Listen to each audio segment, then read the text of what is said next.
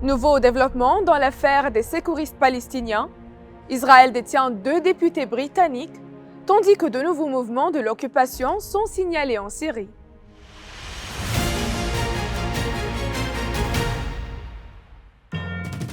De nouvelles accusations ont été portées par la rapporteure spéciale des Nations Unies sur les droits de l'homme en Palestine contre les forces d'occupation, les accusant d'avoir dissimulé de preuves concernant le meurtre de secouristes dans la ville palestinienne de Rafah, au sud de la bande de Gaza, lors de l'incident impliquant des équipes de secours.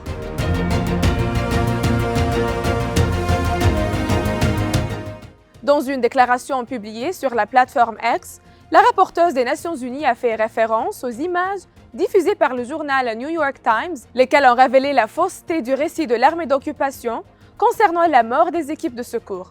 Contrairement aux affirmations selon lesquelles ces dernières auraient effectué des mouvements suspects sans activer les phases ni les signaux d'urgence, les vidéos ont clairement démontré que cela était entièrement faux.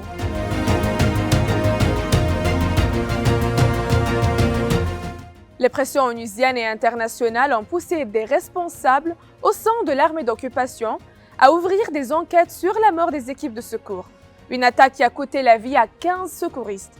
Parallèlement, la chaîne de radiodiffusion israélienne a annoncé que le commandement sud de l'armée préparait une enquête préliminaire sur l'incident et ses circonstances.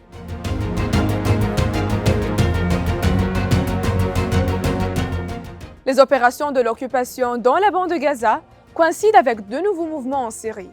Wall Street Journal rapporte, selon des habitations du village de Hamideya dans le Golan, qu'Israël s'est aventuré au-delà de la zone tampon dans le sud-ouest de la Syrie.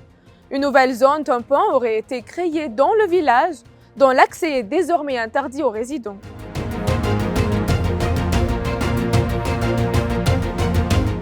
Le ministre britannique des Affaires étrangères a révélé que 2 députés avaient été détenus par les autorités israéliennes alors qu'elle faisait partie d'une délégation en visite à Tel Aviv.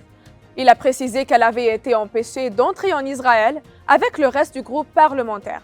Selon certaines sources, ce refus d'entrée aurait été justifié par le fait qu'elle ne faisait pas partie d'une délégation officiellement coordonnée avec les autorités israéliennes et que l'objectif de leur visite était, selon Israël, de documenter les activités des forces de sécurité et de diffuser des haines contre Israël.